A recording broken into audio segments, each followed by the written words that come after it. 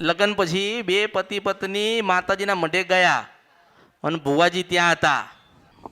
ને એણે કીધું કે હું મેલડીમાં બોલું છું, તું બહાર વિયો જાય કે તું આવીશો તો મેલડીમાં નથી આવતા એમ. તે છોકરાએ એમ કીધું કે માતાજી તમે મારથી બીવો છો, હું તો બેહું તમારો દીકરો છું એમ, પાહે બેહું તમારી એમ. તે એ ભૂવો કે અહીં બહાર વિયો જા તું કે જાય કે પછી છોકરો મેકીને વી આવ્યો એને. ભુવાભાઈ ગયા હતા ને ભુવાએ કીધું હતું કે કોકે કરી નાખ્યું છે. નથી પણ જવાબ ના આપો, સવાલ પણ જવાબ નહીં આલું. મારા ખોટા વેમમાં રાખવા નથી, તમારા ઘરમાં કોઈ દુઃખ જ નથી, હું મેળવી છું. અને આભળ આ દીકરી એક સાથે 8 થી 12 કલાક ધૂણી ને એને કોઈ માતા જ નથી, હું મેલડી છું. એ મગજથી ધૂણીથી મને ઓળખો તો ઓળખાય. અને તમારા જીવનમાં તમારા ઘરમાં કોઈ માનું દુઃખ નથી.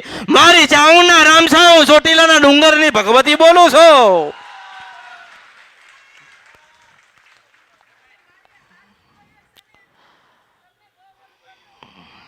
મેં તમને કેટલી મોટી ભેટ આપી, તમને ખબર પડી? જીવનમાં કોઈ દુઃખ નથી, મારે કશું કહેવું નથી. હું તમને એટલું જ કહેવા જાઉં છું કે ચાવણ માતાના 4 હાથના આશીર્વાદ તમારા ઉપર છે. કોઈ મેલડી નડતી નથી, કોઈ ચાવણ નથી નડતી, એના મઢે બેહી છે, માં પૂજાય છે. એટલું યાદ રાખજો કે ભુવા બોલીને બીજું બોલે, પેલી ચોટીલાની ચાવણ માતાની મને ઓળખો ને તો ઓળખાય. અને છેલ્લે તમને એમ કહું છું કે મહેરબાની કરીને જગદીશની વાતમાં આવતા નહીં. હું મેરડી છું, મને ઓળખો તો ઓળખાય. એટલે કોઈને મળશો નહીં. આભાળ સાચું મળી એટલે આભાળ. મારે તમને એટલી સલાહ, હું ફેરથી મળવાની નથી, હું ફેરથી કહેવાની નથી.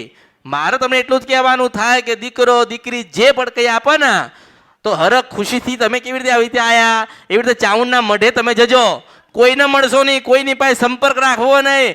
માં દીકરા ને વહુ આટલો જ. તારા દીકરાની વહુએ 5 વખત ખોડો નાખ્યો હશે, મંગળવારના ચાઉનના ઉપવાસ કર્યા હશે, માં હૃદયમાં રાખી હશે, એના જીવનમાં દુઃખ નહીં આવે. પહેલા ખોડે એક દીકરાનો જન્મ થશે, હું મેરડી છું, મને ઓળખો ને તો ઓળખાય.